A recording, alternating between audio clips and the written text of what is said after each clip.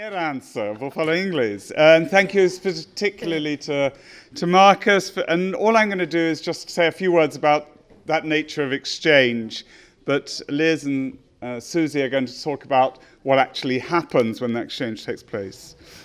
This month, we are celebrating, well, this month is 500 years since Thomas More wrote Utopia. And next year, I hope, let's all join together and celebrate the actual publication of that book. Probably one of the most important, influential books, certainly in prose, of the Renaissance. And is, we are supposed to believe, based on what Thomas More heard from those first sailors who accompanied Amerigo Vespuccio when they returned to London to talk about this incredible city which became Rio de Janeiro. It's a book of discovery, of fantasy, and of revelation. It imagines and desires an exchange between who we are and who we could be, of what we have and what we could have in our world. In many respects, it defined the way in which Europe looked at the New World and the exchange with peoples for the next 5 centuries, marking out European thinking and therefore politics, from Shakespeare to Montaigne and, of course, to your great Commonwealth here in the United States. Why do I want to remember that now? Perhaps because I believe that more than ever we need a vision of utopia. If we are still to carry on looking for the social solutions about which we are all passionate, and I've heard so many speakers at this lectern over these past 2 days to talk about their own personal visions of utopia. And while Brazil may have in recent years lost the confidence of its own utopic vision, many from abroad, as Marcus said so graphically, still look to Brazil for the promise of what it might offer.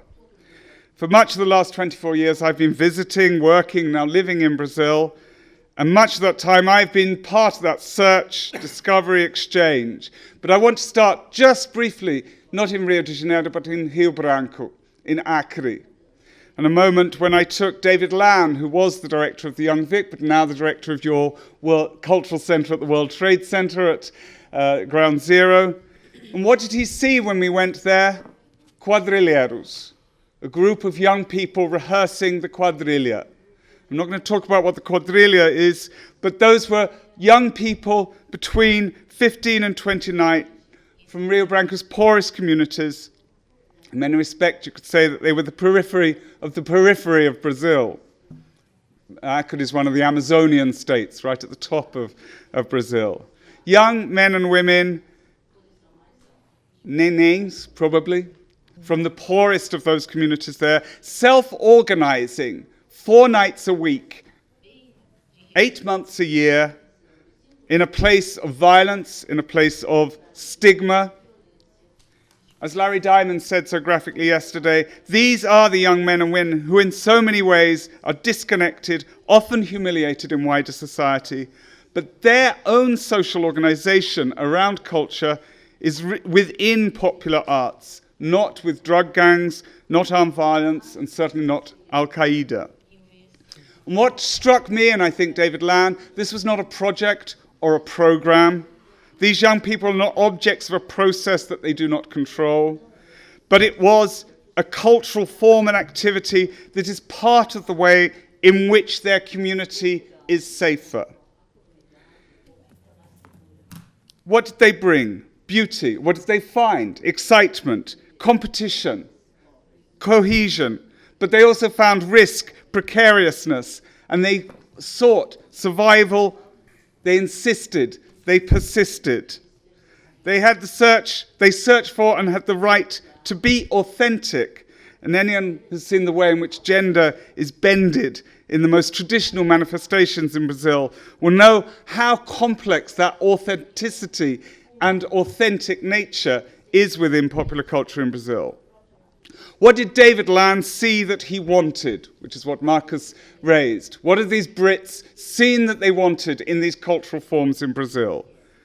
What have they seen of the way in which young people make art in the most socially marginalized and violent places in Brazil? And why have dozens of British arts organizations and policymakers looked to Brazil over the last 24 years? Why have I been able to take the RSC up to Vidigal, the favela, to work for over 10 years with a group called Nostro Morro?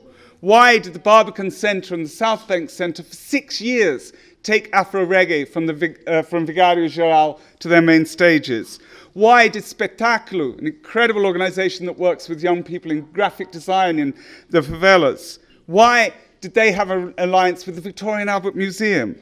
Why has a photographer from Maré just spent, this photographer here, A.F. Rodriguez, just spent a month photographing our poor communities in the East End? Why has Takuman, and thank you, Ivana, because Takuman's visit from the Xingu to London was paid for by the Ministry of Culture. Why has he spent a month filming my village, my aldea of London? And why have Battersea Arts Centre and Contact Theatre spent the last 2 years in an exchange with agency? Why did the head of the Arts Council of England and the Director of Culture for DCMS, the Minister of Culture, change their arts policies after visiting the tears of the Ponto de Cultura? Why have over 30 Pontos de Cultura from more than 10 different states across from the Amazon to the south? What have they brought to UK arts organisations in their work in supporting young people to resist violence and engage positively through education and entrepreneurships? I'm not going to answer those whys, but I do have a few copies of our book that described what those UK arts organisations have learned, particularly from the Pontos de Cultura programme, the Points of Culture programme. Before handing over to Liz and Susie, I just want to put out there to ask, perhaps even to say, from my point of view, it is not the drumming of Afroreggae, or the dancing of the passinho, or the costumes of the quadrilla, not even the extraordinary methodology of Agencia, however brilliant they all are. That is not the exchange we have sought. It is the ways in which these social cultural phenomena recognize young people as someone with a symbolic and real value beyond the terms which degrade them. The ways in which these forms of culture qualify young people, respect their autonomy, and enable them to define their own authenticity.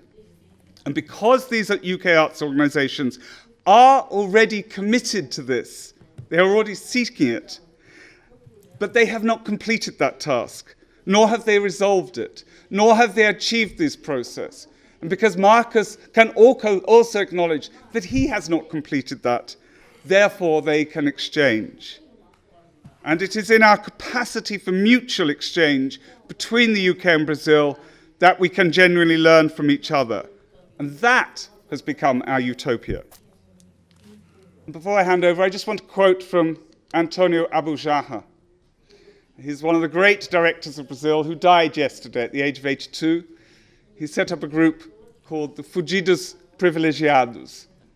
I don't know whether I'm going to translate that. I'll let the translators. But Abujanra, who constantly worried away at what Brazilian culture is, his words, minhas viagens, I will translate it myself, don't worry. Minhas viagens serviram para que eu me conhecesse melhor e tomasse rumo, após perceber que a essência do meu progresso estava em poder aceitar minha decadência. My journeys serve so that I can know myself better and take a new way, a new direction. After realizing that the essence of my progress has always been in my capacity to accept my own decadence. Whether in the UK or the US, in Mexico or in Brazil, we all recognize our own decadence, our own failure, which is why we need to make these journeys and make these exchanges to know ourselves better.